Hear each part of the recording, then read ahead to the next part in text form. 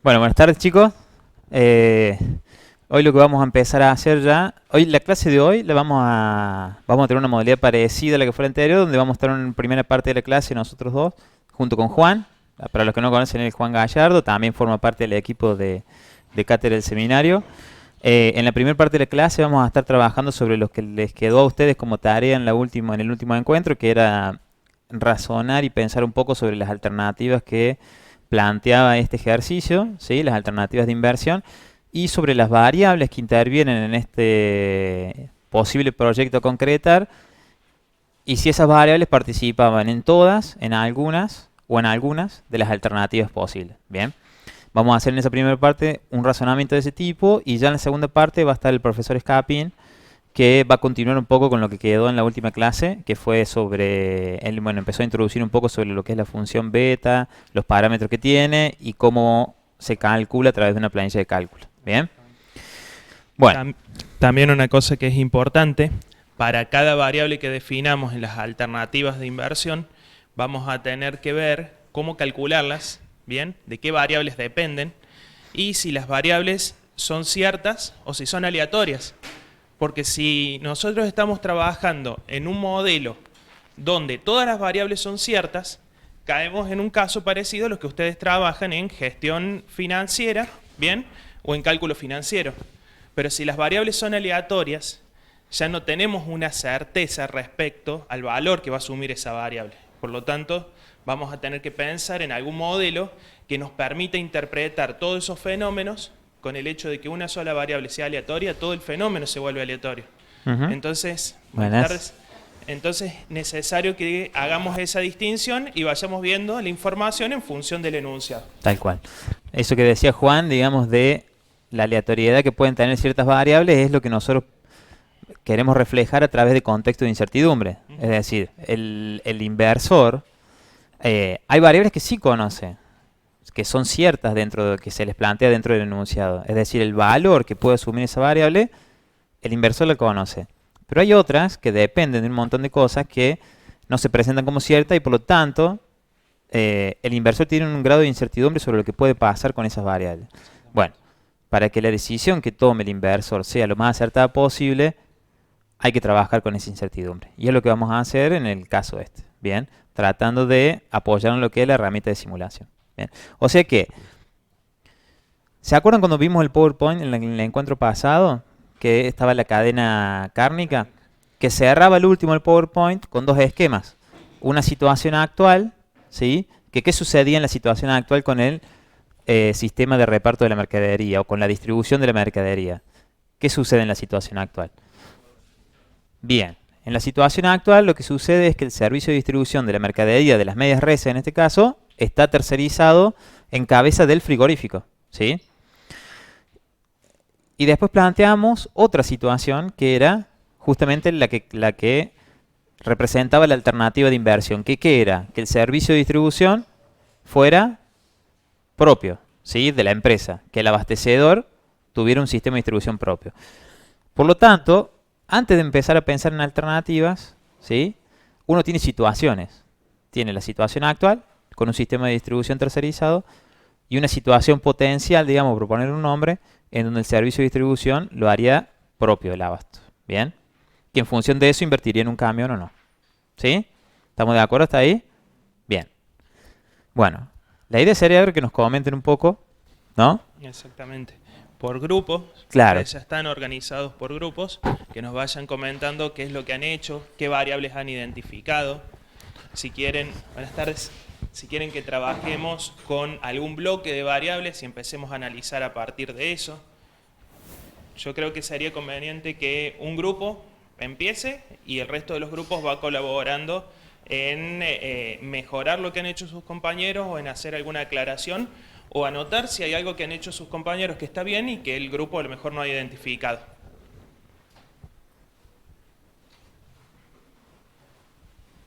Capaz que te conviene escribir con negro.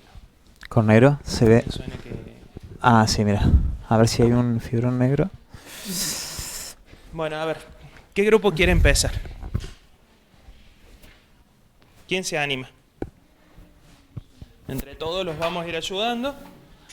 Bien, porque a lo mejor han identificado alguna variable que es necesaria para analizar cada alternativa de inversión, y esa variable a lo mejor uno al momento de definirla o de operacionalizarla, como se dice, de definir de qué parámetros depende, puede suceder que no hayan encontrado o no se hayan identificado todos los parámetros necesarios para poder calcularla. ¿Bien? ¿Qué grupo quiere empezar? Bueno.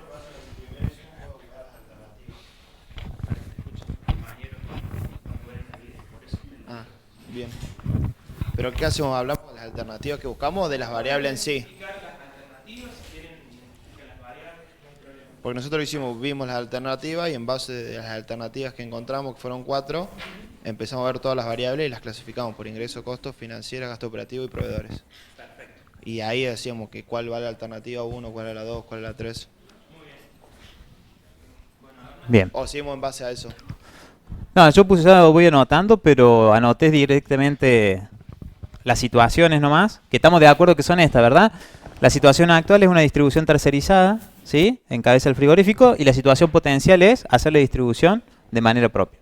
¿Hasta ahí estamos todos de acuerdo? Y nosotros agregamos también la alternativa de vender, la llave de negocio. Bueno, vamos tomando nota. Vamos a poner... Sí.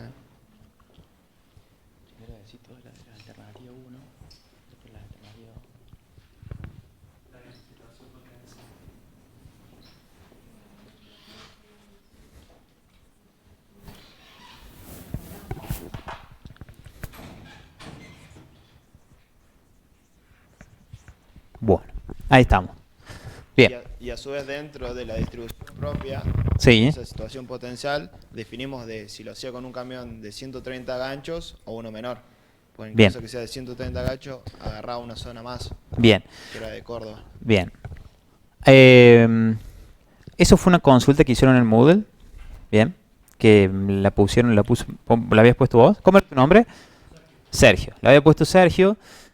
Que la consulta puntualmente era: si el abastecedor decide realizar la distribución de manera propia, ¿partimos del supuesto que lo hace con el camión más grande o no?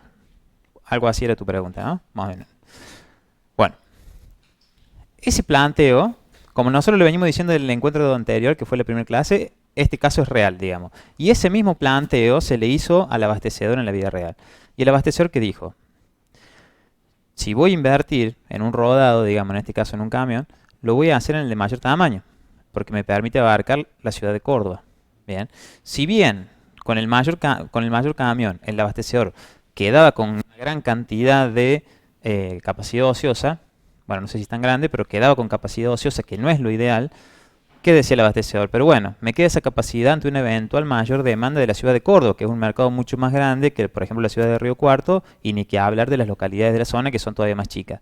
Entonces, el abastecedor, ¿de qué partía? De que si él invertía en un camión, invierte en el de mayor tamaño. Y a su vez, si invierte en el mayor tamaño, tiene una capacidad ociosa latente ante una mayor demanda potencial en un mercado más grande como la ciudad de Córdoba. Bien, o sea que, para pasar en limpio, la situación potencial, que es hacer la distribución propia, vamos a partir del supuesto que el abastecedor adquiere el camión más grande. ¿Bien? El de 130 ganchos. Otra cuestión, si adquirimos el camión más chico y la demanda supera la capacidad de transporte del camión, caeríamos en un caso de venta no realizada. ¿Bien? Es decir, hay un exceso de demanda que nosotros no cubriríamos y a la larga termina siendo un menor ingreso que tiene la empresa. Por eso la idea es trabajar con la mayor capacidad y, de última, la capacidad ociosa, dejarla como una capacidad potencial para una posibilidad a futuro de ampliar el mercado que tiene ese abastecedor. Dicho de otra forma, el abastecedor, ¿qué pensaba o qué razonamiento hacía el abastecedor? Prefiere tener un costo de capacidad ociosa que un costo de oportunidad de no haber vendido, de haber perdido una venta. Bien. La preferencia del abastecedor se basa en contar con una capacidad ociosa que posiblemente la pueda solucionar con una mayor venta, una mayor demanda en el futuro, en lugar de tener un costo de oportunidad ante no poder realizar ventas por no tener capacidad de distribución. ¿Bien? Pero no podría comprar un camión de menores ganchos para usarlo en la zona de Río Cuarto y alrededor y tercerizar Córdoba y la zona 2. Bueno, el problema que tenía es que la empresa donde él tercerizaba, No iba a poder. claro, digamos, por el volumen que tenía ya la empresa de distribución, o mejor dicho, en este caso el frigorífico, para ser sincero, le decía, mira, Córdoba no voy a hacer porque estoy tapado en mi capacidad de distribución, entonces no le daba la posibilidad de distribuir en Córdoba. Bien. O sea que sí o sí, si quería hacer Córdoba, necesitaba hacer él la distribución, digamos. Pero en el corto plazo, ¿te asegura tener beneficio del cambio más grande? La venta de, tal como lo planteamos nosotros, vieron ahí en el enunciado, ya hay cantidades planteadas para la zona 4, la hipotética zona 4, que es Córdoba, tiene cantidades planteadas. ¿Eso por qué? Es medio raro decir, ¿cómo sabe él que va a vender antes de ir a Córdoba? Bueno, la realidad es que él ya había vendido en Córdoba, ya tenía clientes, solo que cuando el frigorífico decide cortar la distribución a Córdoba, pierde la posibilidad de seguir concretando esas ventas. Entonces el mercado lo tenía, ¿bien? Y lo quería volver a explotar, solo que no tenía los medios de distribución, ¿bien? Bueno. Claro, incluso después lo tuvo también tercerizando cuando el frigorífico hacia Córdoba, pero después el frigorífico por decisión propia corta la distribución a Córdoba. Claro, sin contar Córdoba. El servicio tercerizado no hace la ciudad de Córdoba. ¿Bien? Eso sería una cuestión adicional que mejora, digamos, la perspectiva respecto a la distribución propia, es decir, explotar una zona de venta más. Bien. Bueno. Ahora, concretamente, seguimos con ustedes, chicos. Si yo les pregunto, ¿cuántas alternativas surgen de la situación actual? ¿Ustedes qué me dirían? Variables. Alternativas, digamos. Yo digo, en la situación actual, ¿qué alternativa tiene el abastecedor? Seguir tercerizando Bien. o comprar un camión, hacer inversión. Bueno, pero si él compra el camión, ya caemos en esto. No, la situación actual es o sigue tercerizando o vende. Está bien, o terceriza o caemos acá también. En definitiva, de esta situación actual, ¿cuánta alternativa tengo? Una. ¿Cuál es? Seguir tercerizando. Entonces, de esta situación, la alternativa que yo tengo, que le vamos a poner alternativa 1 como para ir ordenando un poco, ¿qué sería? Continuar. O sea que no tienen tinta ninguno de los negros. Pero la alternativa 1 sería continuar. A ver si con este. Sí. Continuar.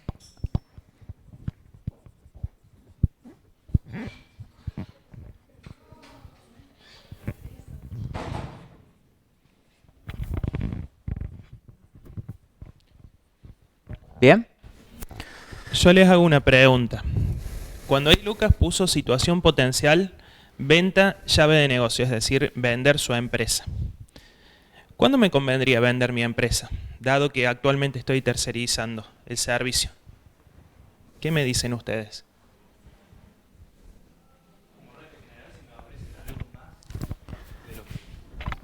No digo, como regla general, me ofrecen algo más de lo que vale mi empresa. Si me ofrecen 100 y yo digo que mi empresa vale 50, me conviene vender. Y con la situación que tenemos acá, en la situación actual, uno puede identificar flujos de fondos esperados para el horizonte de análisis. Bien, de acá a futuro, ¿cuáles son mis futuros flujos de fondos? Si el valor actualizado de esos flujos de fondos son mayores que la plata que me pagan hoy por mi empresa, no la vendo, sigo tercerizando. Por eso, acá está que la situación potencial venta de llave de negocio podría ser un valor para el cual yo pueda comparar los futuros flujos de fondos respecto de la situación tercerizar. Y de esa manera, si uno calcula una TIR de esa situación, si esa TIR me da positiva, quiere decir que los ingresos netos que surgen de la tercerización son mayores que lo que me pagan hoy por la compra de mi empresa. ¿Bien? Para que vayamos ya ubicándonos en la situación. Está bueno. Bien. Bueno. Al igual que le preguntas respecto a la situación actual, les hago la misma pregunta ahora sobre la situación potencial. ¿Cuántas alternativas pueden visualizar ustedes en la situación potencial? ¿Y de qué dependen esas alternativas? Una. No, dos, perdón. 3. A ver, bueno, vamos. A ver. ¿Quién da más? A ver. Vamos a ponerle en este caso alternativa 2. ¿Quién menciona, a ver, una de las alternativas que pudo ver en el escenario que sería la situación potencial? ¿Qué alternativa tendría el Y inversor? comprar el de 130 ganchos y abarcar la zona de Córdoba. Compra el camión. Financiado. Ya sea con un crédito o con leasing. Comprar el camión, ¿sí? Siempre partimos del supuesto que el camión con el cual va a realizar la distribución propia es el de 130 ganchos. Bien, por eso no anoto nuevamente acá que lo de 130. Bien, ahora, si yo solamente pongo esto en la redacción de la alternativa, ¿cómo se me va a diferenciar la alternativa 2 de la hipotética alternativa 3 y alternativa 4? Aunque compre el camión, sí o sí lo compra financiado. Ya Bien, sea por leasing muy o por bien. crédito prendario. Digamos, Bien. es una alternativa nueva. Bien, levantaron la mano por allá. Bien, eso, pasamos el micro. Hacerlo mediante contrato de leasing o préstamo prendario. Bueno, Dos entonces, distintas. yo podría poner acá en la alternativa 2 que, que la alternativa 2 es comprar el camión mediante el préstamo prendario. ¿Estamos de acuerdo o no?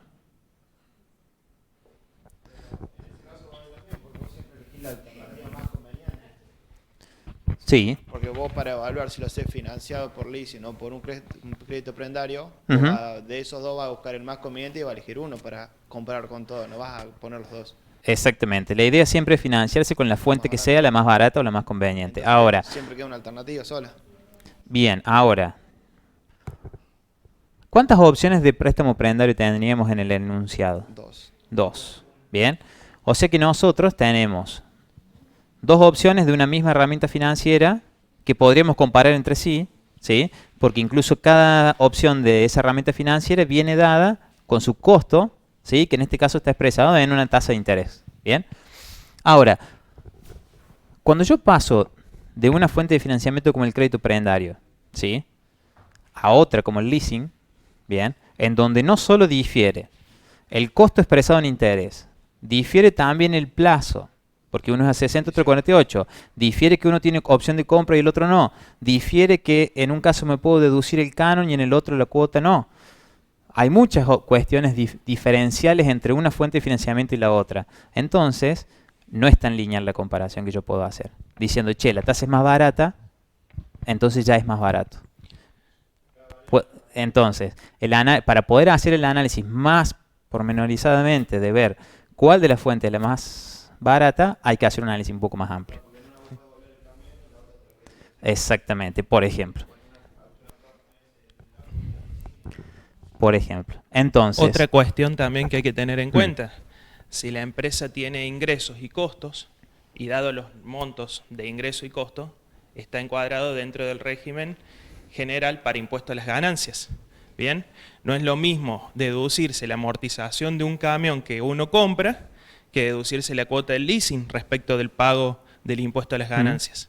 tal cual. Entonces, no es tan simple la situación, y analizando solamente la parte erogable de lo que va a ser el préstamo prendario o el pago del canon de la opción de leasing, a lo mejor uno puede elegir una alternativa que no sea la más conveniente. Por eso hay que hacerlo de manera integral o completa. Bien. Que un poco ya una pista le daba a Juan en el camino por ahí de seguir en esta evaluación de ver cuál es la alternativa más conveniente, que no es otra que seguir el camino de simular los futuros flujos y ver cómo se va a comportar el proyecto de inversión según no solo la fuente de financiamiento, sino también según si yo me mantengo en la situación actual o me voy a la situación potencial. Bien. Bueno, prosiguiendo entonces este esquema en donde decimos que la alternativa 2 es comprar el camión mediante el crédito prendario, la alternativa 3, ¿cómo será? O mejor dicho, ¿qué va a ser lo diferencial respecto de la alternativa 2? Y comprarlo con el leasing. Bien. Entonces, a ver, la alternativa 3 sería en este caso comprar el camión mediante el leasing. ¿Sí? ¿Esto qué implica? Si yo digo comprar el camión mediante el contrato de leasing, ¿qué implica para el tomador del leasing al final del contrato? Exactamente. Por lo tanto, lo que estoy diciendo indirectamente acá es que si él decide financiarse con el leasing, bien, y a su vez también decide que lo va a comprar el camión, lo que está haciendo es ejercer la opción de compra.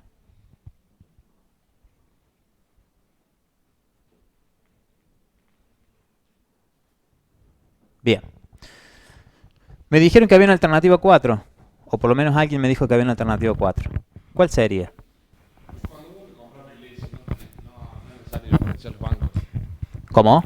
Cuando vos compras el camión Sí. por leasing, no tenés que diferenciar entre un banco y otro. ¿Entre un banco y otro? No. Está. No. Digamos, cuando vos actúas como tomador de un leasing, digamos, el oferente del contrato del leasing, digamos, o el intermediario, mejor dicho, entre el que vende el bien y el que lo adquiere es el banco. ¿Sí? Vos cuando ejerzas la opción de compra, la ejerces mediante el banco también, digamos. Bien. Sí.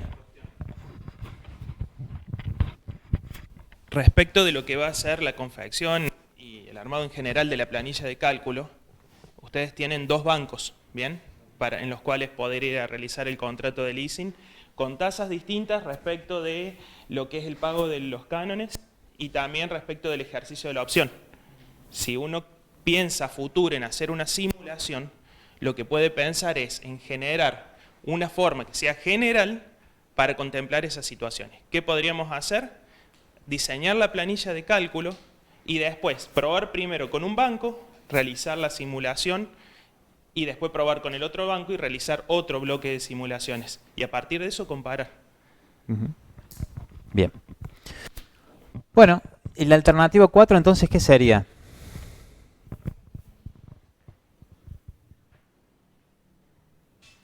¿Nadie escribió una alternativa 4 o...? ¿Qué? ¿Cómo? Que nosotros la opción de leasing la abrimos en dos y distinguimos entre bancos. Una Bien. opción era el leasing con un banco y la otra el leasing con el otro. Bueno. Claro, como una 3 y una 3A, digamos, una 3A, una 3B hicieron. ¿Está obligado a ejercer la opción de compra No. el inversor en un contrato de leasing? No. O sea que en definitiva, el abastecedor podría decir, si concluye que el costo financiero del leasing es menor que el costo financiero del crédito prendario, bien, él podría decir, bueno, hago una distribución propia por el plazo del contrato del leasing y a la finalización del leasing, si yo no quiero adquirir el contrato, el camión, no ejerzo la opción de compra y volvería a la tercerización. ¿Estamos de acuerdo o no? ¿Podría ser una alternativa más esa o no? Que tenga una distribución propia por el plazo del contrato del leasing y luego de ese plazo vuelve a la tercerización. Digamos, ¿lo habilita si él elige el leasing a hacer eso o no? ¿Tiene alguna prohibición para hacer eso? No. Claro. ¿Qué le implica a él volver a la tercerización luego de los 48 meses que tiene el contrato de leasing? Y bueno, le va a implicar que obviamente vuelve a pagar el costo por el servicio tercerizado y además tiene el costo de oportunidad de que tiene que dejar de lado la zona de Córdoba, siempre y cuando la empresa que le terceriza el servicio mantenga las mismas condiciones que tiene hoy, ¿no? Pero entonces, una alternativa 4 que podríamos plantear sería contratar el leasing sin ejercer la opción de compra. ¿Bien? ¿Se entiende la idea? ¿Qué implicaría esto? Una combinación entre distribución propia y distribución tercerizada durante la vida o el horizonte de análisis del proyecto de inversión. ¿Sí? Acá tendríamos como una combinación de la situación actual y la situación potencial dentro del horizonte de análisis. Bien, durante los 48 meses que dura el leasing, uno que tendría distribución propia. Bien, y al finalizar el leasing y no ejercer la opción de compra, comienza de nuevo lo que es la distribución tercerizada. ¿Se entiende? Bien. ¿Cómo vamos hasta acá? Sí. Dentro de la combinación esta que vos decís, Sí. ¿qué pasa si compra el camión, porque Sí. es la opción más conveniente, pero tiene que transportar más kilos o más medias reses que 130? Bien. Ese sería, bueno, en el escenario que estaba la empresa, cuando se planteó la posibilidad de invertir en el camión, era impensable en ese momento, digamos, que la capacidad que le brindaba el camión más grande fuera sobrepasada por la demanda actual que tenía la empresa. ¿Bien? De hecho, lo que veníamos diciendo hace un rato, comprando el de 130 ganchos, la empresa tendría una capacidad ociosa que espera cubrir con una demanda potencial en el futuro. ¿Bien? Nosotros no lo trajimos al ejercicio de eso porque en ese momento no era una situación planteada en el modelo de decisión de la empresa. Pero ¿qué le quedaría en ese caso? Y volver a plantearse la posibilidad de adquirir una unidad más para distribuir más cantidad de medias reses o un mix también entre una distribución propia de manera permanente y una distribución tercerizada. Bien. Pero no lo trajimos al ejercicio porque en el caso real que nos basamos no estaba todavía en ese nivel, digamos, de demanda la empresa como para planteárselo, digamos, ¿eh? Sino que con el cambio más grande ya cubría ampliamente su venta. Bien. Pero después cuando leemos todo el ejercicio, Sí. hay un costo Sí, para que es el costo habitual, mensual y habitual, Sí. y después un costo adicional, que es por si excede, digamos, esos kilos. Por eso nosotros lo pensamos como eso, que si excede la capacidad de un camión, puede Bien. contratar eventualmente bien. otro tercerizado y ahí Bien. estaría la combinación. Eso está puesto porque cómo funcionaba el frigorífico que hacía la distribución tercerizada. Como funciona, con la lógica que funciona en la mayoría de las empresas. Si uno va a una empresa a comprarle el bien que vende o el servicio que vende y le compra poca cantidad, ¿sí? Le dan el precio de lista o el precio común, digamos, de venta. Ahora, si yo soy un cliente importante que va y compra, por ejemplo, un gran volumen que le representa un determinado porcentaje de la venta mensual de la empresa ¿qué hace? Te hace una atención en el precio. ¿Estamos de acuerdo? Una bonificación, como diríamos. Bueno, el coste de ese diferencial está pensado en eso. El frigorífico cuando hacía la distribución tercerizada o cuando le brindaba el servicio de distribución a los abastecedores, que le decía, bueno, si vos me moves más de tantos kilos por mes, yo en vez de cobrarte el precio de lista o el precio común, te hago una bonificación y te cobro un poco más barato por kilo. Bien. Si nosotros cayéramos en una situación como la que planteas vos, donde el camión le quede chico, por decirlo de alguna manera, y tuviera que volver a recurrir a un servicio tercerizado, bueno, ahí tendría que ver el abastecedor si supera o no el kilaje mensual para ver si cae o en el precio más caro o en el precio bonificado. ¿Bien? Bueno, todas esas cuestiones de mantenimiento y demás ya entran en lo que, luego de haber identificado lo que son las alternativas, ¿sí? Alternativa 1, que está asociada a la situación actual, la alternativa 2, la alternativa 3 y la alternativa 4 asociada a la situación potencial. ¿Qué será el camino a seguir? ¿Qué tenemos que evaluar ahora? Exactamente. Las variables que van a intervenir en cada una. Esto que acabamos de escribir acá es un primer razonamiento, pero no es menor, digamos. Acabamos de identificar cuáles son las opciones, por decirlo de alguna manera, que el inversor tiene frente a este problema que se le ha planteado en su empresa, que es si sigue tercerizando la distribución o si la hace de manera propia. ¿Bien?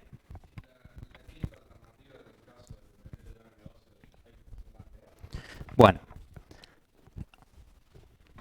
Eso, ¿puedo repetir la pregunta? Porque así lo escuchan cuando... Sí, si se plantearía una quinta alternativa en caso de vender la llave de negocio. Bien. Esta cuestión del valor llave de negocio, digamos, el primer razonamiento que hay que hacer es el que decía Juan hace un ratito. Uno, decide vender su empresa si el valor que le ofrece, ¿sí?, supera, ¿sí?, el valor actualizado de futuros flujos de fondo que uno puede estimar que va a tener por esa actividad. ¿Bien?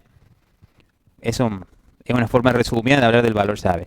¿En cualquiera de las cuatro alternativas? Sí. En realidad, esto que nosotros planteamos como valor llave cumple más la función que decía Juan de tener algo contra qué comparar, digamos. Por ejemplo, si yo cuando hago una evaluación de alternativa de inversión, ¿qué herramientas conocen ustedes de matemática financiera o cálculo financiero para hacer una evaluación de un proyecto de inversión? La VAN, por ejemplo. Que la VAN, ¿quién me explica fácilmente qué es el valor actual neto? Sí, me salía al revés, el valor neto actualizado y digo, no me da la sigla. ¿Quién me explica fácilmente qué es la VAN? Con sus palabras. Para ver si más o menos nos acordamos todo qué era eso.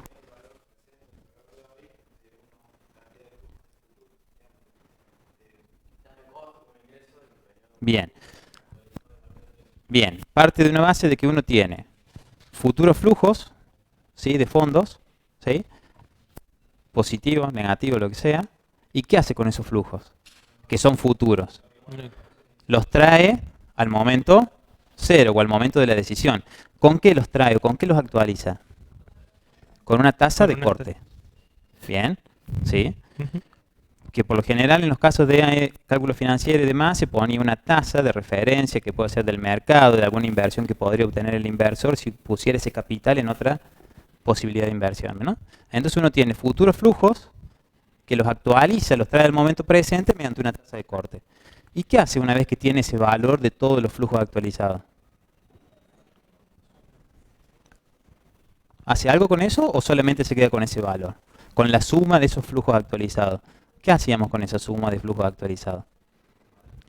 Bien, lo comparábamos con ese capital que yo tengo puesto a disposición para generar todos esos futuros flujos. Digamos, para generar futuros flujos de fondo, uno se supone que tiene un capital puesto a trabajar, ¿sí? Para poder generar todo eso. Lo que hace es, trae desde el futuro al presente todo ese futuro flujo y lo compara con esa inversión inicial. Bueno, este valor llave, la idea es que funcione como ese valor contra el cual compara los futuros flujos. Bien. Y esto, relacionándolo nuevamente con el caso real sobre el cual se basa esto, digamos, la venta de la empresa no era una opción para el inverso, para el abastecedor. ¿Se entiende? Por eso tampoco lo incorporamos como una alternativa. Bien. No era una opción para el abastecedor vender la empresa, sino que nosotros incorporamos este dato como para tener contra qué comparar el valor actualizado de los futuros flujos de fondos. ¿Bien? ¿Se entiende? Bien. Por eso, resumiendo, no consideramos como una quinta alternativa la posibilidad de venta. Ya porque en el modelo decisorio del empresario no estaba la idea de venderla. Bien. Bueno. ¿Qué hora? Exactamente. ¿Estamos hasta acá? ¿Ninguna duda con lo que son las alternativas? Bien. Bueno. ¿Puedo borrar? ¿Sí? Bien. Bueno. Chicos, una vez que pusimos en claro las opciones que tiene, por decir de alguna manera, el inversor o el abastecedor, ¿sí? Estas cuatro alternativas que pudimos reconocer, pasamos a ver cuáles serían las variables que intervienen en el modelo de decisión, ¿bien? O en la estructura de decisión que va a seguir el abastecedor. Y se acuerdan que yo les había dado un archivo de Excel, ¿sí? Donde en la parte de variables aparecían como bloques para identificar las variables. Los bloques eran ingresos, ¿sí? Es decir, variables relacionadas con los ingresos, costos, variables relacionadas con los costos, había un bloque que era gastos operativos, había otro que era previsiones y había otro que era impositivos. No me acuerdo si me estoy olvidando de alguno más. Bien. En definitiva, esos bloques, ¿qué representan? Son grandes categorías donde uno va a englobar las variables que uno dice que intervienen en cada una de las alternativas. ¿Bien? ¿Alguien fue tomando nota, digamos, desde el anterior encuentro hasta hoy, de variables que crean que intervienen? Por ejemplo, dentro del bloque de ingresos, ¿qué variables pudieron reconocer que estén relacionadas con los ingresos de la empresa en este modelo de decisión? ¿Quién quiere empezar como grupo? Acá los chicos ya estuvieron trabajando un poco respecto de lo que eran las alternativas. Los chicos acá atrás. El precio de venta Bien. por kilo. Precio de venta por kilo. Bien. Vamos a seguir haciendo un pequeño razonamiento sobre a lo largo del cuadro este. Bien.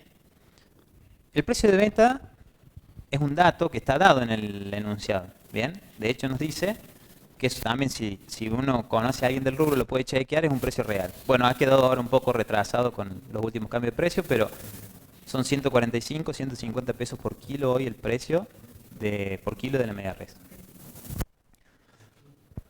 Esa variable, ¿en cuáles de las alternativas que tiene el abastecedor interviene?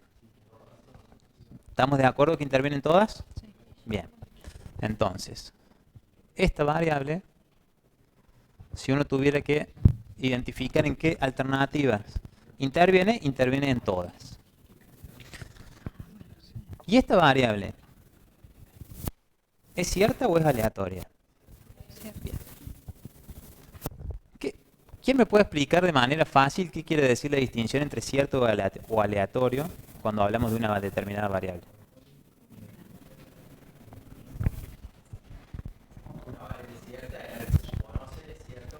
Aguántame, estamos bien.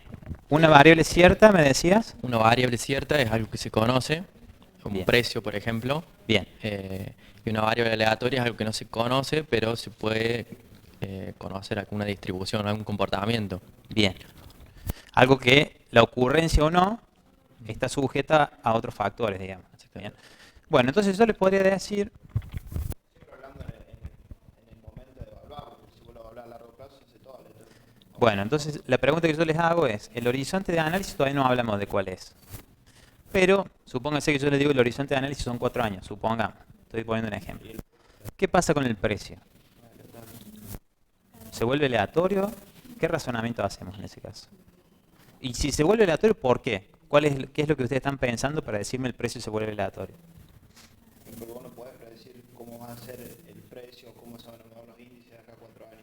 Bien, o sea que Podés predecirlo, pero no podés saberlo. uno tiene la intuición de decir el precio va a ser una variable aleatoria en el mediano y largo plazo porque existe una influencia de qué variable macroeconómica. La inflación. Bien. Bueno, ¿cómo vamos a tratar con eso nosotros? Porque en definitiva ese problema se presenta en muy pocos lugares del mundo. En Argentina es uno de ellos. Pero si uno hiciera este análisis en otras partes del mundo, ese problema no lo tendría. Pero en definitiva, ¿cómo lo vamos a tratar nosotros? Vamos a decir que la influencia de esa variable macroeconómica que es la inflación afecta tanto a los ingresos como también afecta a los costos. O sea que en definitiva el impacto que tiene esa variable en la decisión final del inversor no debería modificarse si uno se mantiene en valores constantes. Bien. Entonces, pasándolo en limpio, ¿qué les quiero decir? Que la vamos a considerar como cierta porque vamos a considerar que el precio se va a mantener. ¿Sí? Y lo mismo vamos a hacer, mantiene fijo, perdón. Y lo mismo vamos a hacer con los otros componentes del costo. ¿Sí? No solamente del costo de compra, sino con todos los componentes del costo que estén influenciados por la inflación. Bien.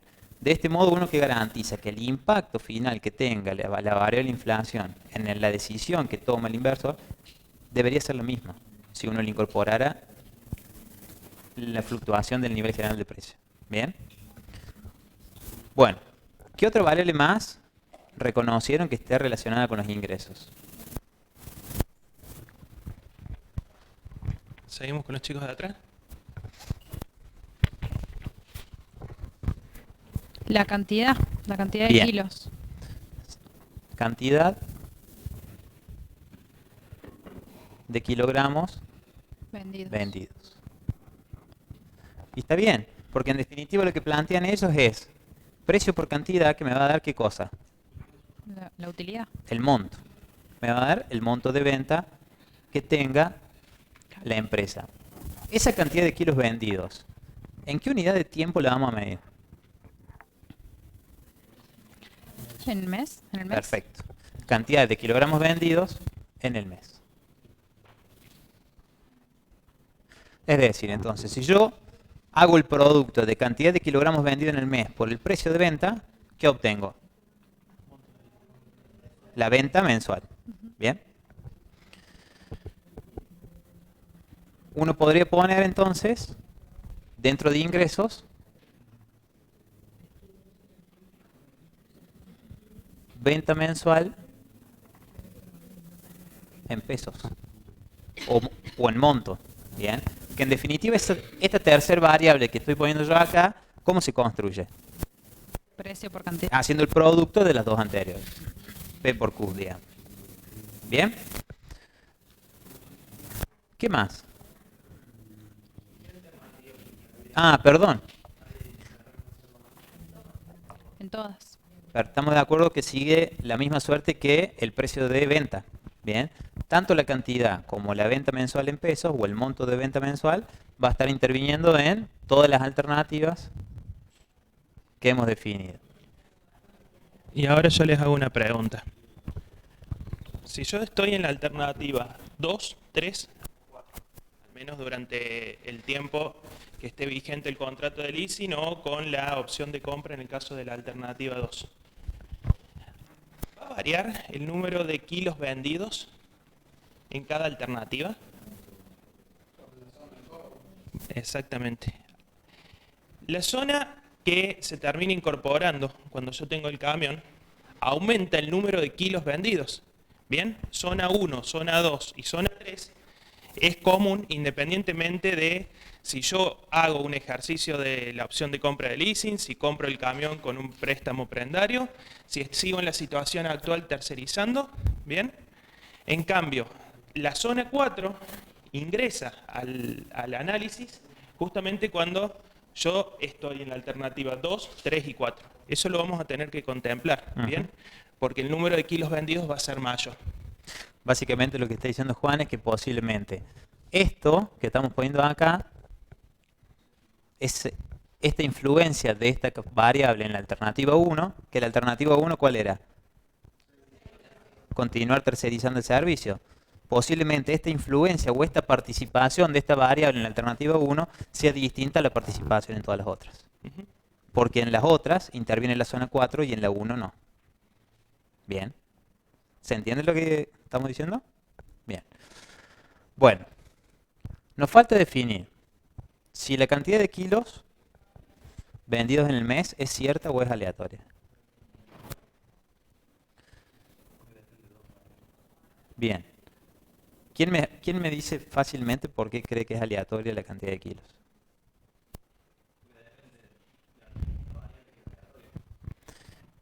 O dicho más fácilmente, el abastecedor ¿puede decir exactamente cuántos kilos va a vender todos los meses? No. ¿O todas las semanas? ¿O en cada viaje? ¿Puede o no? No, porque en definitiva depende de la demanda o del pedido que le haga sus diferentes clientes, que son las carnicerías. Bien. O sea que uno va a tener que estimar la cantidad de kilos vendidos en el mes. Bien. O sea que nos encontramos ya con la primera variable que es de carácter aleatorio.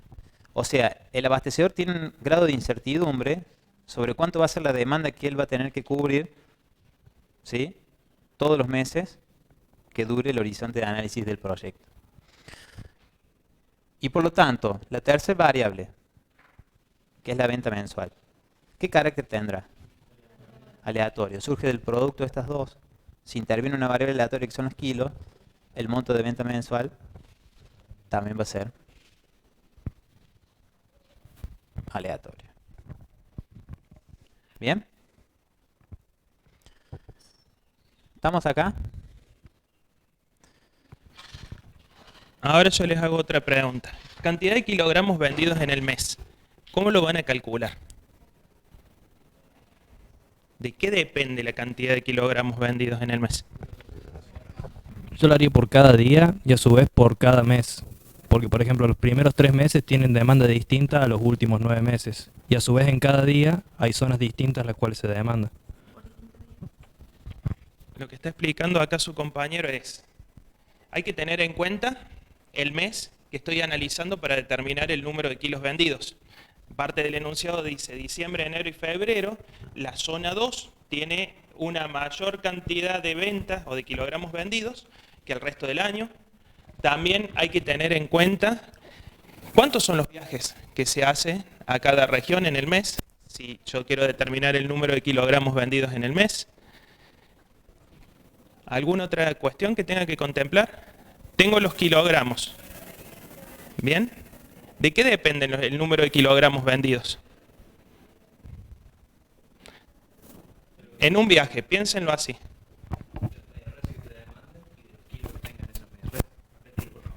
De las medias reses que te demandan en cada zona y de los kilos que tengan esas medias reses.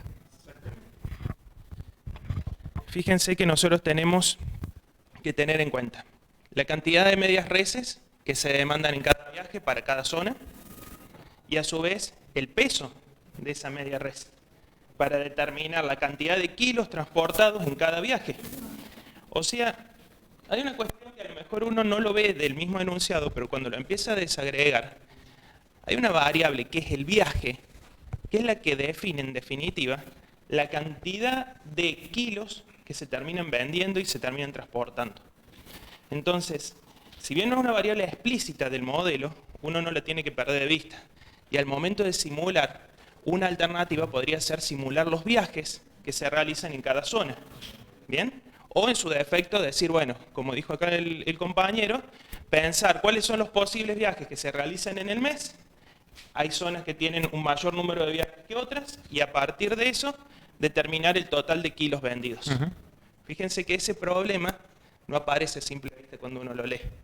Y es fundamental para poder definir la estructura de ingresos de la empresa.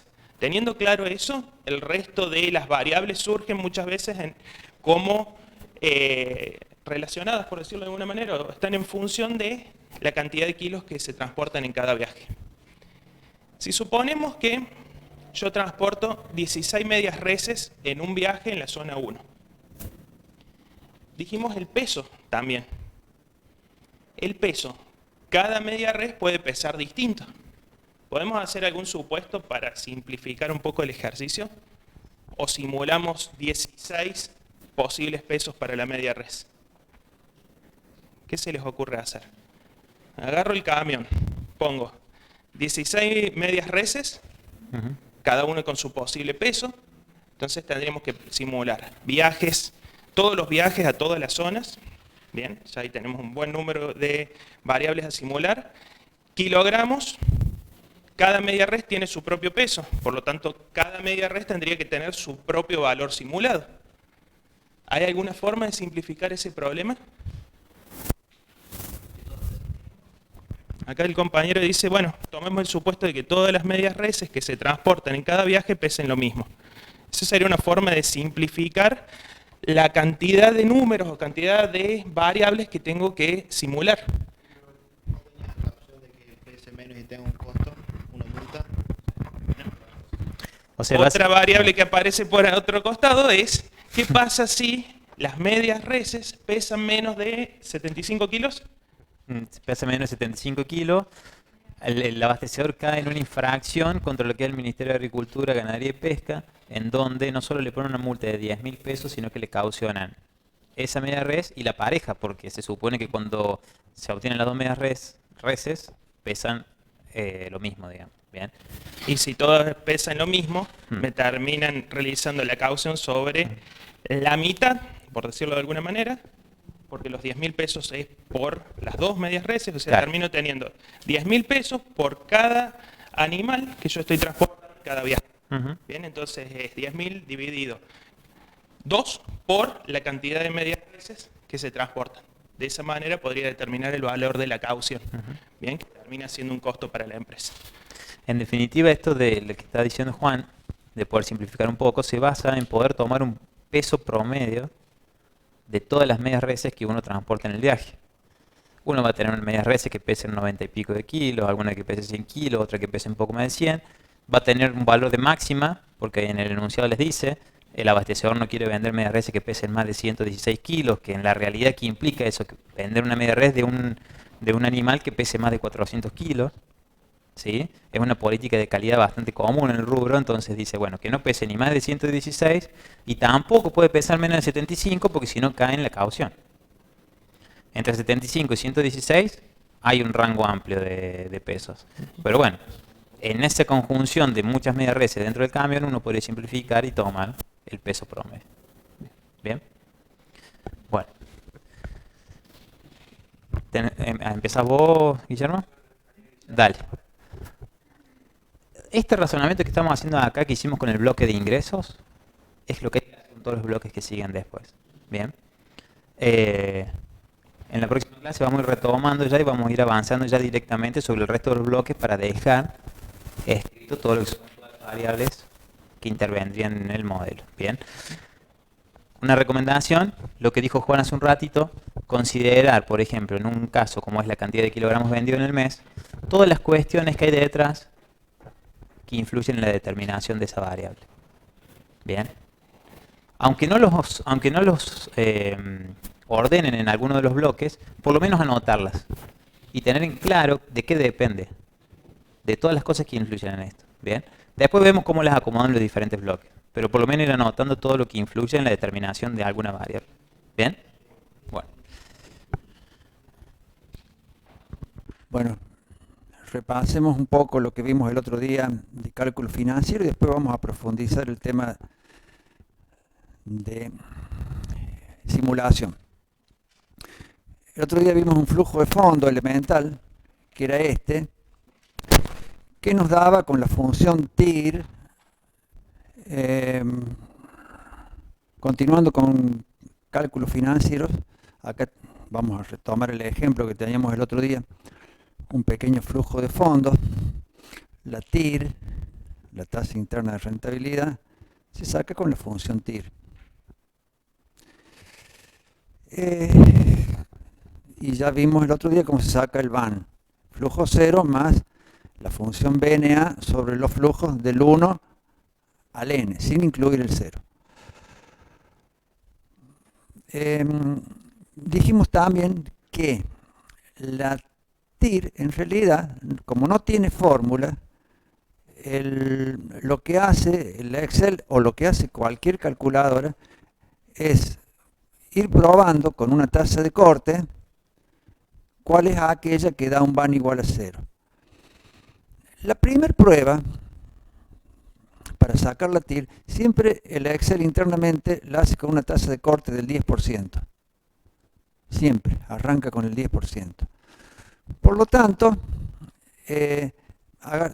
prueba con el 10, después prueba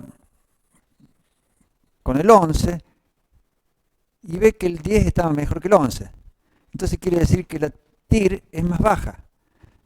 Entonces se viene con el 9, con el 8, se va acercando. ¿Cuál es la TIR? La tasa de corte que hace que el VAN sea 0.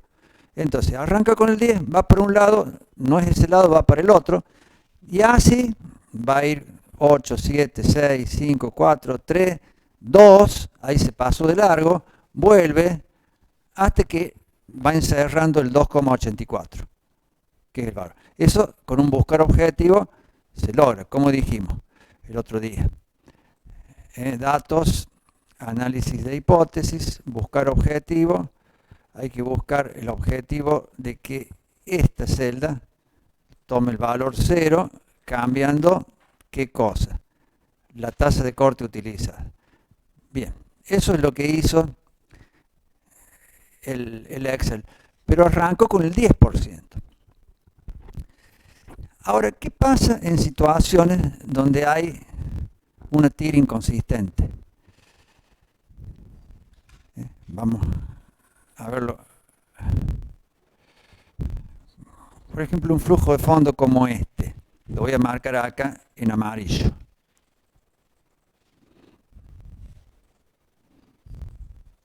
Este es un flujo de fondo, este es el periodo y este es el flujo, que tiene más de un cambio de signo.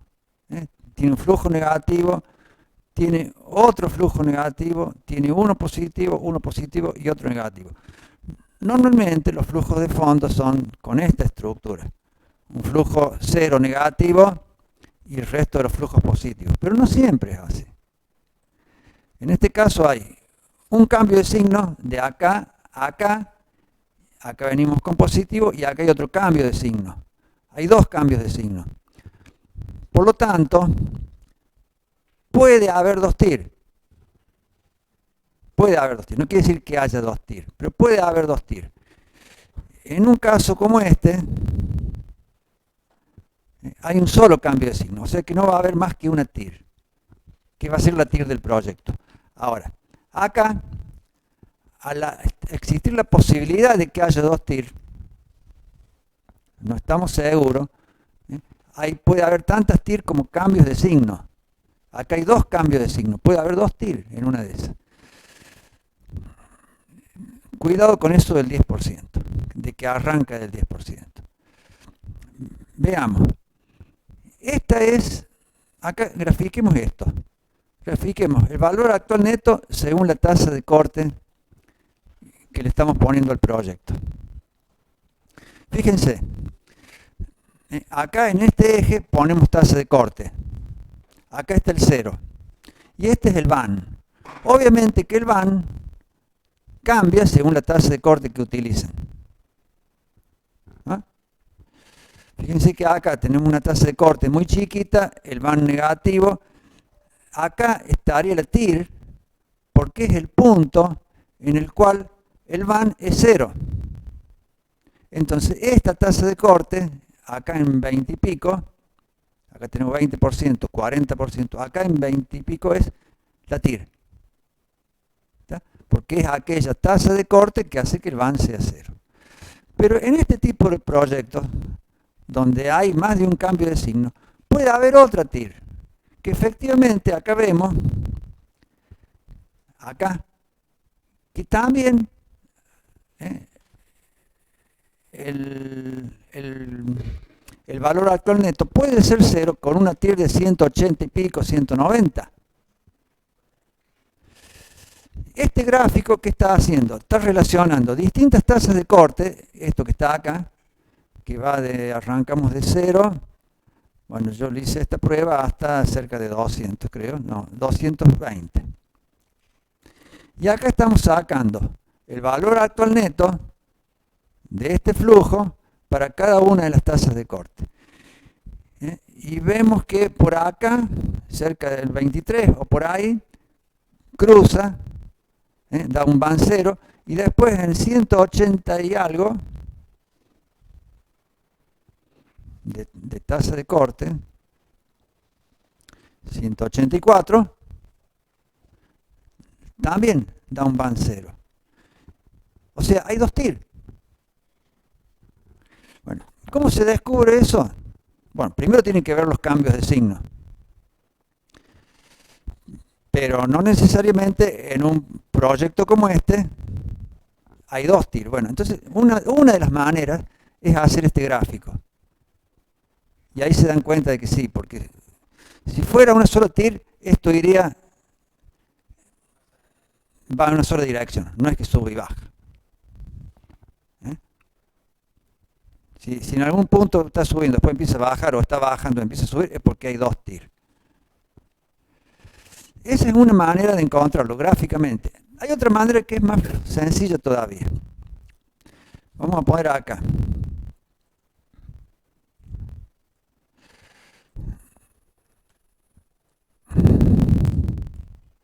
TIR del proyecto. Eso nos da el 23%. ¿Qué pasa? ¿Qué hizo la función TIR para calcularse? Probó con el 10, que está por acá, el 10, y fue buscando, vio que el VAN 0 estaba más cerca para este lado, hasta que se fue y encontró el 23 acá. 23,1. Ahora, la función TIR tiene otro argumento que normalmente no se usa, pero que se puede utilizar, que es desde cuál punto arranca. Acá hay un argumento que se llama estimar, que si uno no le pone nada, toma 0,10 por defecto, el 10%. Es desde qué punto arranca. Ahora, si yo lo hago arrancar, en vez de 0,10, lo hago arrancar de 0,40, ¿qué pasa? O sea, la primera prueba la va a hacer con una tasa de corte del 40%. También llega al 23%, porque arrancó de acá y se cayó para acá. Ahora si lo hago arrancar, por ejemplo, 110, 1,1, me encuentro el 184, encuentro la otra TIR. ¿Por qué? Porque 110 está por acá y ya la bajada es para este lado. O sea, según el punto de arranque, el máximo que está por acá, cerca del 60%, bueno, según uno donde lo ponga, al punto de arranque se va a ir para un lado o para otro. Esa es otra manera de encontrar si el flujo de fondo es inconsistente. Puede que se les dé, en este caso que están viendo, puede que se dé de que haya varias TIR, o no, eso lo verán ustedes. Pero son las dos maneras de encontrarlo, con un análisis gráfico o, lo que es más fácil, con pruebas usando el argumento estimar. ¿Qué pasa cuando la TIR es inconsistente? O que hay dos TIR o hay tres TIR. Cuidado con eso, porque no vayan a ir al cliente y le vayan a decir, bueno, lo que pasa es que este proyecto tiene rentabilidad del 23% y tiene rentabilidad del 184% porque hay una inconsistencia y el cliente lo va a mirar y va a decir, está buena la explicación, pero primero que no la va a entender, pero aparte no le importa, porque el cliente está para decidir la inversión. O sea, bueno, pero ¿qué hago? Porque una cosa es el 23, otra cosa es el 184. Bueno, en estos casos, cuando la TIR es inconsistente, no se puede usar el método TIR. No se puede. No sirve. No da el cálculo. Olvídense de la TIR en estos casos. Es como que no funciona. No es que tiene una y tiene otra. No, no tiene ninguna. Hay un método, no lo vamos a ver acá en detalle, pero que consiste en tomar todos los flujos negativos y actualizarlos al momento cero con una tasa que se llama tasa de que es la tasa con la cual consiguen los fondos. Y tomar todos los positivos y llevarlo al momento n con las tasas de reinversión, o sea, con la tasa que ustedes utilizan los fondos una vez que el proyecto se los va generando. Porque cuando un proyecto de inversión genera flujos positivos, algunos, y uno va haciendo algo con eso. Bueno, eso se llama tasa de reinversión. Y los flujos negativos, de algún lado va consiguiendo fondos para colocarlos ahí, alguna tasa. Bueno, entonces, no me quiero meter en ese tema, pero la forma de salvar este tipo de problemas es tomar todos los negativos, llevarlos al momento cero, actualizando con la tasa de financiación, y todos los positivos llevarlo al momento n, capitalizando con la tasa de reinversión. Entonces le van a quedar dos flujos, uno al momento cero negativo y otro al momento cero positivo. Al momento cero no, al momento n. Bien, entonces ahí con dos flujos, ahí sí pueden sacar una tasa de rentabilidad. Una cosa contra otra, por un periodo de n. Por n periodos. Bueno, eso ya es un cálculo financiero simple. Pero se hace, la única forma, y eso que da no es una TIR, porque eso no es ni TIR, a veces le llaman TIR modificada.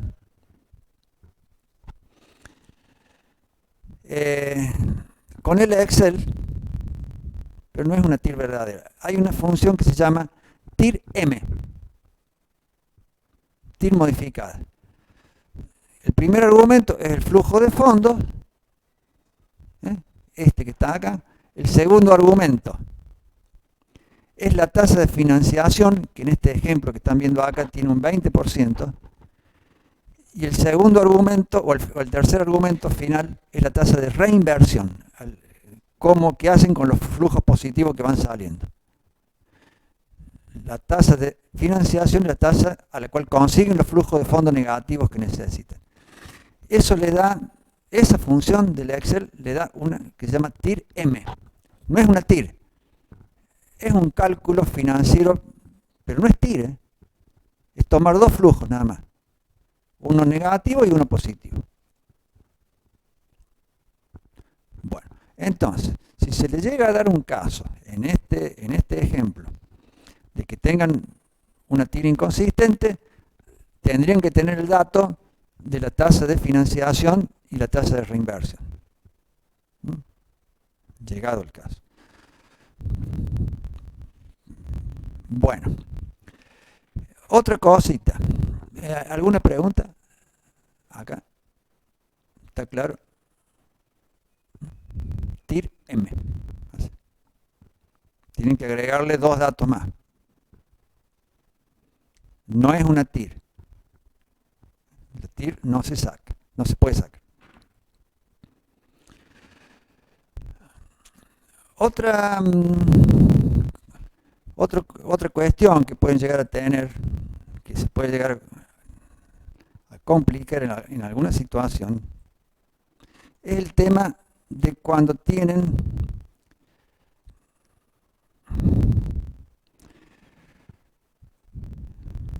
varias alternativas de inversión.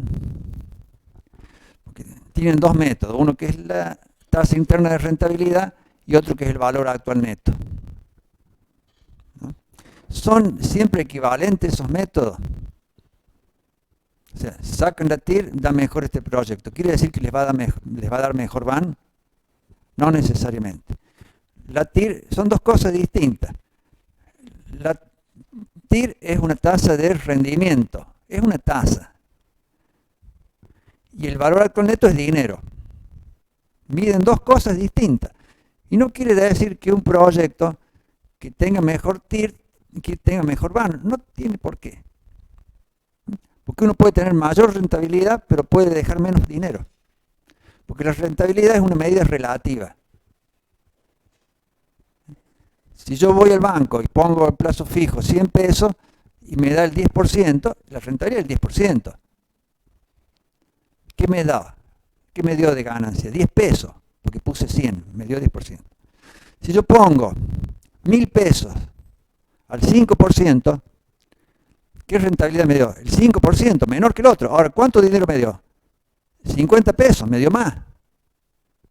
¿Cuál me conviene? Bueno, depende de lo que queramos ver. Depende.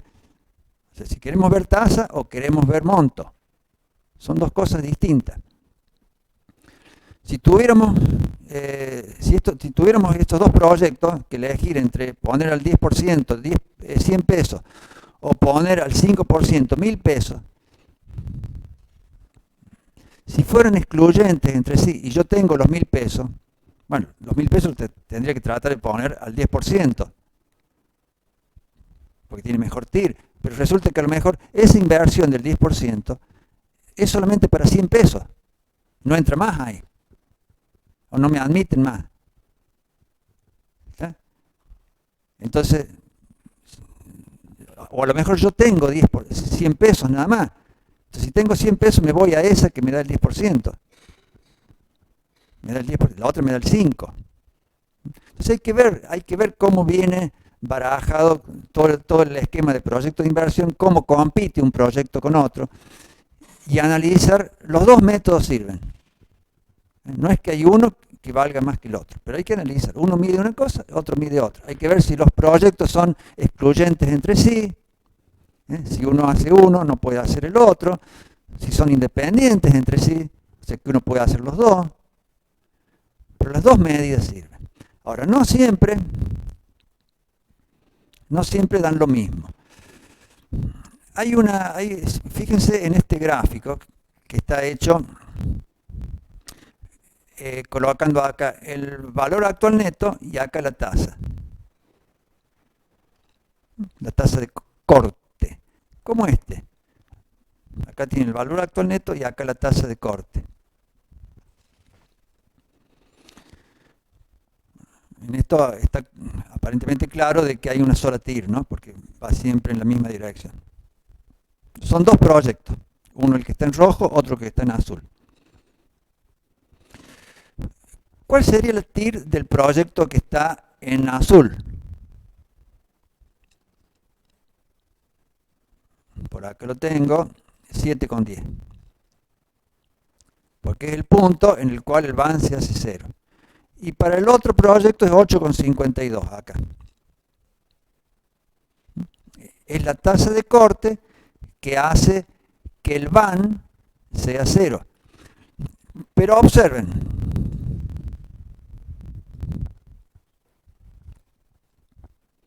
Si yo tengo, por ejemplo, una tasa de corte del 6%, acá. ¿Cuál método tiene mejor van? ¿Cuál método? ¿Cuál proyecto? El rojo. ¿Cuál proyecto tiene mejor TIR? El rojo. Porque la TIR es independiente, cualquiera que sea la tasa de corte que le asignemos, la TIR es esta y esta. La TIR es independiente de la tasa de corte. ¿Está? Bueno, entonces, para el 6%, si resulta que, por la razón que sea, la tasa de corte que usamos es el 6%, entonces, los dos proyectos van a dar, si los comparamos, van a dar mejor, el proyecto rojo va a dar mejor TIR y mejor van. Ahora, si la tasa de corte es el 2%, el proyecto rojo va a dar mejor TIR, aquí está.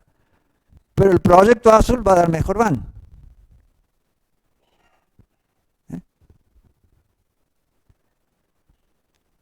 Eso suele darse, es muy común eso. Que según la tasa de corte que usemos, los métodos de decisión den ambos en igual sentido o uno de distinto que el otro. Este punto se llama tasa de Fisher, la intersección de Fisher, que hay una forma de calcularla que es por buscar objetivo que da 4,32, que no lo vamos a ver acá, pero porque hay que hacer una búsqueda de objetivo a ver dónde se cruzan las líneas. Ya después en gestión informatizada lo vamos a ver en detalle, pero simplemente para que lo sepan o lo tengan en cuenta. No siempre los proyectos son equivalentes, los métodos son equivalentes. Se puede hacer un gráfico como este gráfico, el mismo gráfico. Tasa de corte contra van. Y se ve si se cruzan o no. Bueno, entonces, en cuanto a cálculo financiero, las herramientas básicas que van a usar para evaluar un proyecto son estos conceptos que les acabo de repasar acá. Si no hay ninguna pregunta, volvamos a simulación.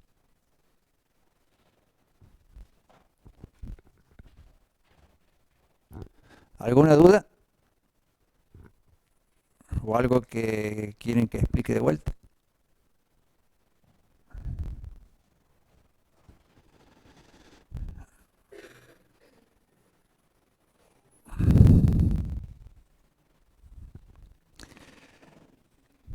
Simulación. A ver.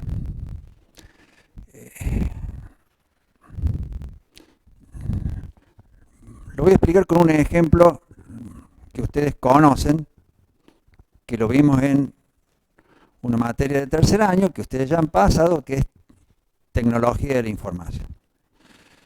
Donde vimos un caso de siembra de soja, ¿se acuerdan? Que arrendaban un campo, tenían una serie de variables.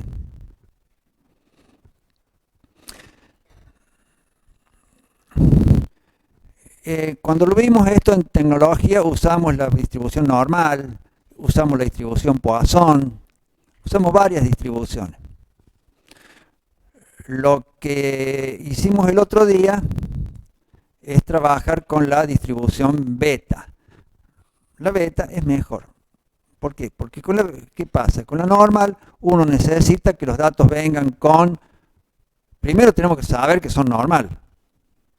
Nos tiene que decir a alguien que esto se distribuye normal, si no, no sabemos que es normal. Y segundo, que tiene que venir la media y tiene que venir la desviación típica. ¿Y ustedes creen que eso así viene cuando van a ver un cliente? No. El cliente, ¿qué les dice? Lo que están viendo en el enunciado del caso que se planteó, más temprano. El cliente les puede decir, bueno, yo pienso que puede ser tanto, lo más probable o lo que más puede llegar a pasar es tanto. Y bueno, y decime un valor pesimista, pero bien pesimista, tanto. Uno optimista, tanto. Eso el cliente lo sabe decir. Alguien que conoce su rubro. El camión puede transportar y como máximo tanto, como mínimo tanto. Y lo sabe. ¿Y qué es lo que más pasa? ¿Qué es lo que más ocurre? La moda. No le digan la palabra moda. Díganle, ¿qué es lo que más... lo más probable, o lo que más ocurre, o lo que se da más veces? Tanto. Bueno, entonces, directamente caen en la función beta. No como en este ejercicio que hicimos en tecnología, donde usamos la norma, la Poisson, bla, bla, bla, bla, bla. Que eso porque el ejercicio está hecho así. Pero la realidad es más parecida al caso que vimos hace un rato. Que los datos vienen así. Entonces uno con algunas preguntitas que le agrega al cliente, un valor mínimo, un valor máximo, un optimista o pesimista, ya cae en la función beta y listo. Se olvida que si es normal, que si no es normal, que si es simétrica, no importa.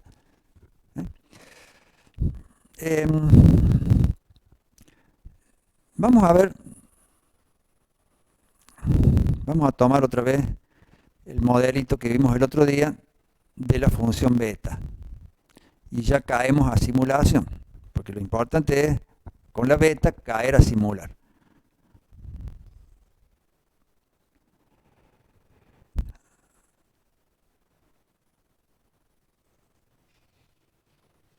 Este apunte, que lo pueden tomar de la web de la cátedra, del sitio cátedra.com.ar, pero también sería bueno que lo cuelguen en el micrositio del Moodle, de distribución beta.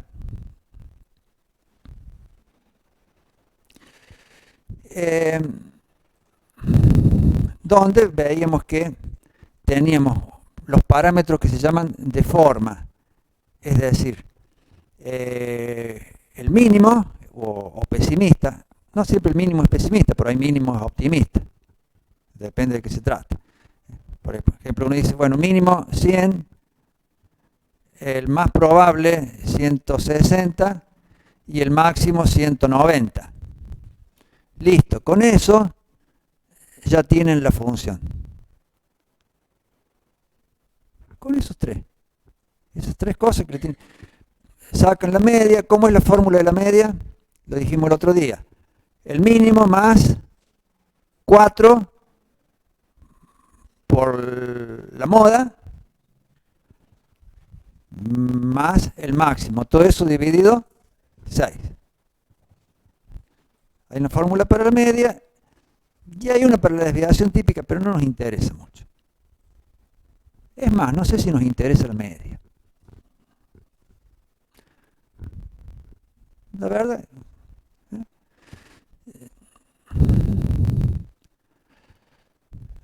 Tenemos que conseguir estos datos, nada más.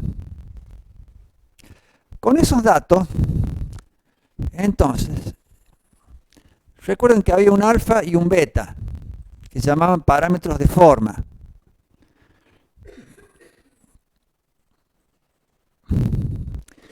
Que en la medida que el alfa fuera más grande, quiere decir que esta zona a la derecha tiene más probabilidades que esta zona a la izquierda. Cuando el alfa es mayor que el beta. Por ejemplo, si yo la moda la pongo acá en 120, me queda una distribución así. La moda acá, 120. Entonces, este parámetro alfa es chiquito y el beta es más grande. Esos parámetros de forma son necesarios para entrar a la función de la Excel, que se llama distr beta invertida. Distr beta inv.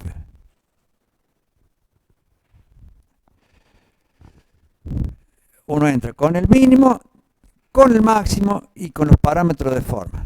Ahora, estamos en el mismo problema. ¿Y dónde sacamos los parámetros de forma? Bueno, no lo sacan de ningún lado. Se calculan. Se calculan. Hay una fórmula que es muy sencilla, que está por acá.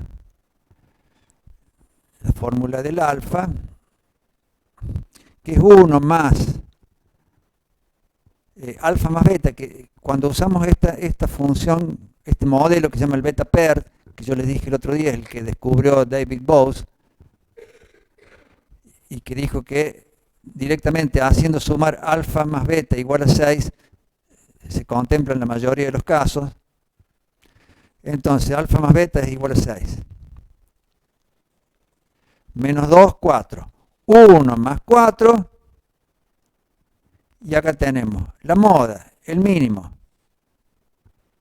el máximo y el mínimo. Agrando para que se vea la función. La moda es el C menos el mínimo, la A. El máximo, el B menos el mínimo, la A. Por 4, que sería el resultado de esto que está entre corchetes, más 1 acá. O sea, 1 más 4 por este cociente.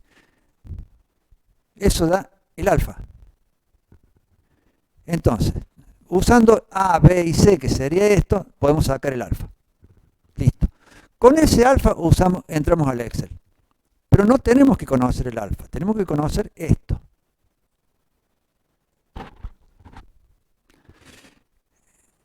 En este mismo apunte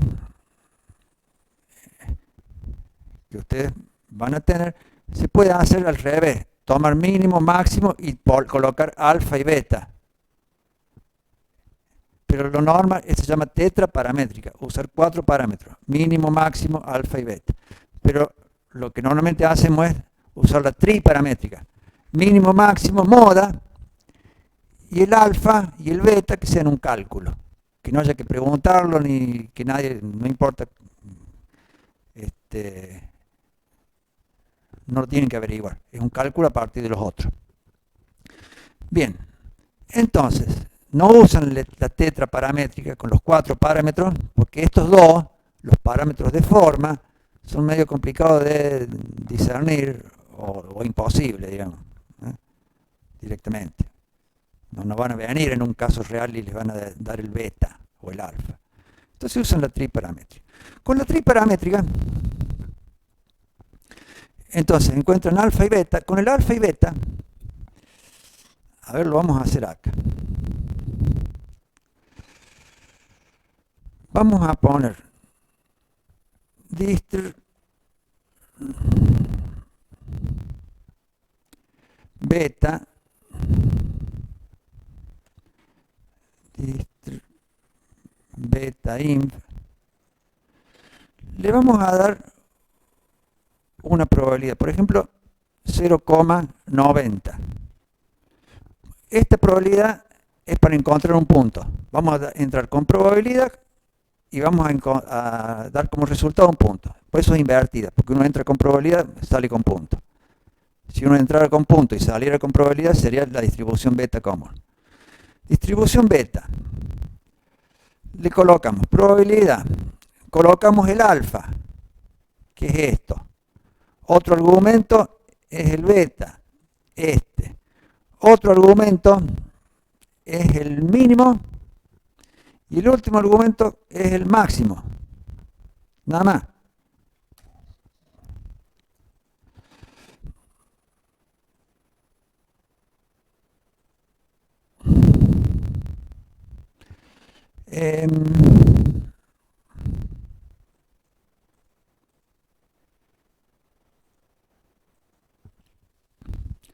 Ahí está.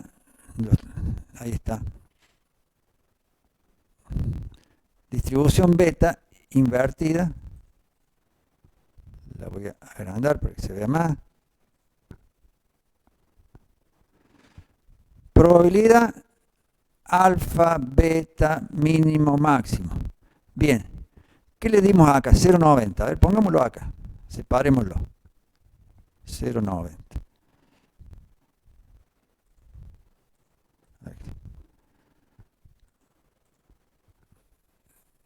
0,90. En porcentaje lo vamos a poner formato de porcentaje. Justo estaba escribiendo yo acá en unas celdas que están ocultas, que están con el triple punto y coma. Están escondidas. Por eso no se veía. Bueno, 90%. 150. A ver, el recorrido de esta variable, bueno, justo acá donde escribí es donde está el origen del gráfico, por eso se arruinó el gráfico acá. No importa.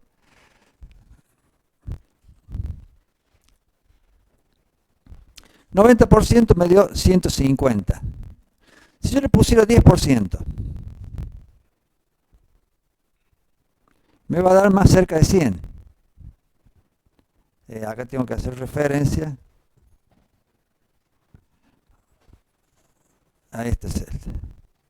108. Si yo acá le pongo 50%, me va a quedar más al medio, más cerca de la moda. Si yo le pongo 1%, se va bien cerquita del mínimo. ¿Qué es esta? La probabilidad a la izquierda del punto. Si yo acá le pongo 99%,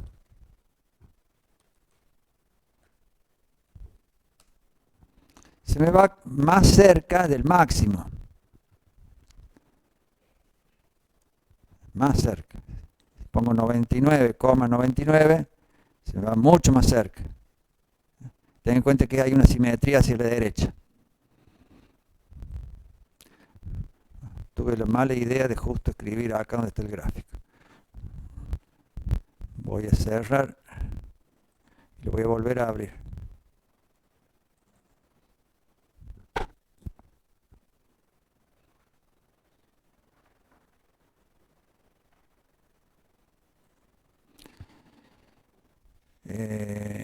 Acá era 100.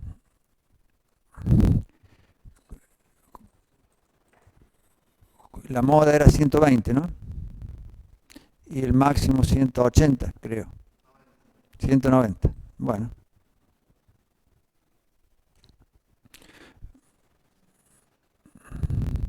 Voy a poner acá un porcentaje 0,9, por ejemplo, y acá voy a poner la función distr beta invertido, haciendo referencia a esta probabilidad, con este alfa, con este beta, con este mínimo, con este máximo. Ahí estamos de vuelta.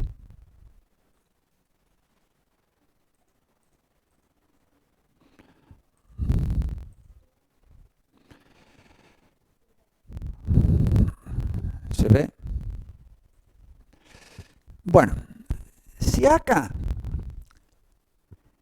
en vez de poner un porcentaje que nos va haciendo mover un punto, ponemos un número aleatorio. A ver, yo quiero representar una variable que se distribuye en un recorrido que va de 100 a 190. Pero lo quiero representar simulando, o sea, aleatoriamente. ¿Qué podría hacer? Podría usar la función aleatorio de la Excel. Lo voy a escribir acá. Aleatorio.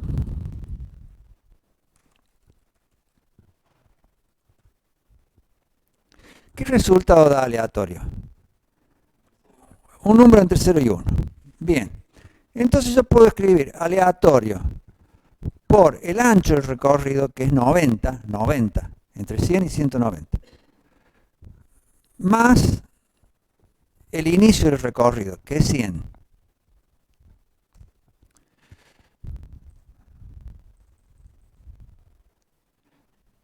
Esta función, yo presiono, ¿qué tenía que presionar acá para que se moviera el aleatorio? F9. Fíjense que acá yo estoy generando un número aleatorio entre 100 y 190. Bárbaro, digo, lo solucioné. Porque la variable esta se distribuye entre 100 y 190 y este número me da entre 100 y 190. Aleatorio por el ancho del recorrido más el punto mínimo. ¿Está bien eso?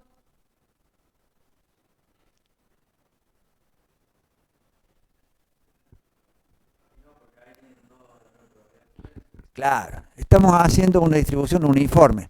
No voy a usar el pizarrón acá, pero ¿cómo sería una distribución uniforme? Un rectángulo así, que empieza en 100, termina en 190 y todos los puntos tienen igual probabilidad. O lo hacemos acá, lo hacemos con la beta. ¿Qué le ponemos acá? Para hacer uno uniforme. 1 y 1. Alfa y beta igual 1 y 1. Bueno, pero acá no estamos trabajando con esta beta, estamos trabajando con la beta PERT. Si lo hacemos entonces con un número aleatorio, nos queda una distribución uniforme. Y lo que nosotros queremos es que se comporte así la simulación. Entonces, ¿qué hacemos? Hacemos lo siguiente. No es que sorteamos un punto entre 100 y 190. Porque si sorteamos un punto, es lo mismo que si tiramos un dado. Tiramos un dado, el 1, 2, 3, 4, 5, 6 tienen toda la misma probabilidad. Sorteamos un punto con el número aleatorio del Excel, nos da es una variable continua entre 100 y 190. Pero todos los puntos tienen igual probabilidad. ¿Qué se hace para simular realmente para que el resultado de la simulación tome esta forma? Lo que hacemos es sortear un número entre 0 y 1, como es la función aleatoria que da entre 0 y 1, y eso lo hacemos valer como porque esta superficie que está acá abajo es 1, porque esta es una función de densidad. Y saben en estadística que la función de densidad, la superficie que hay abajo es 1. Entonces, si nosotros sorteamos y nos da, vamos a poner el aleatorio acá.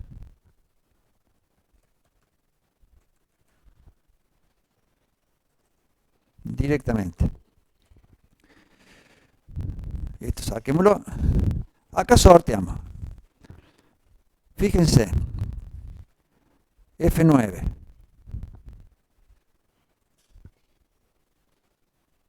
38. 12. 12, un número bajito. ¿Qué quiere decir 12? Esta superficie. 12% a la izquierda. Nos da este punto. 110.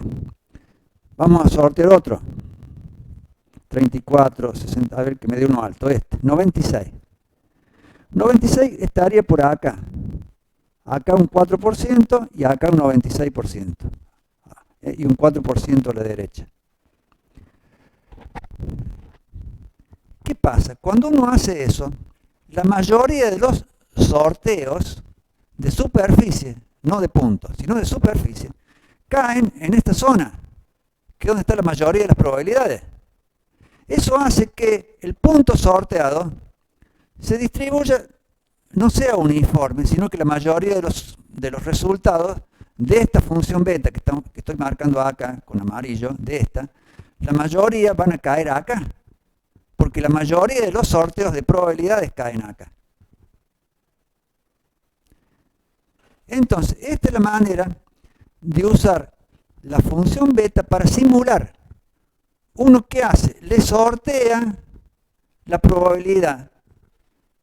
Entonces, este resultado, que aparece acá con amarillo, no se distribuye uniforme. Van a ver que la mayoría de las veces está alrededor del 120 o por ahí. Es muy raro que dé más de 170, 180. ¿Por qué? Porque los puntos que están acá tienen muy poca probabilidad. Y estos tienen mucha probabilidad. Este método de la función beta es el que vamos a utilizar para hacer simulación. Entonces, ¿qué tienen que conseguir del cliente? Como está planteado en el caso. El mínimo, el máximo y el más probable. Y después una cuestión de cálculo que lo resolvemos nosotros. La clase que viene se va a seguir explicando el caso y su resolución. Y sobre el final vamos a ver en un ratito nomás cómo llevar esto al método Monte Carlo. Bueno, con eso completamos por hoy.